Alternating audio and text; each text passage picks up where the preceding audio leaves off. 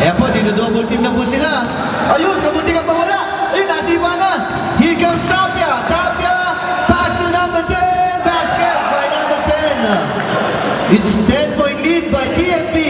Ito na si Naguit. Naguit, pass to Tan.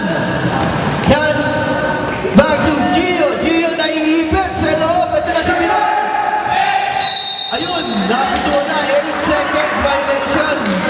Sabi ni Ref, bola ngayon ng TFP. Okay, bola ngayon ng TFP. Magandang pinapakitang defense ng TFP. Ito po. Ayan. Sona-sona sila. Ito na si EJ. EJ nag-down. Na-block po siya ni Garcia. Here comes Garcia. 3-2-1 situation. Ayun, kamuti ang bola. Nawala na nga po. Here comes Olaguer in a 3-2-1 situation. Basket by Olaguer and a foul committed by number 12. Here comes Olaguer with the foul counted. Substitution. Substitution.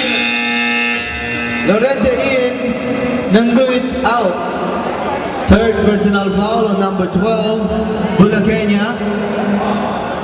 Penalty.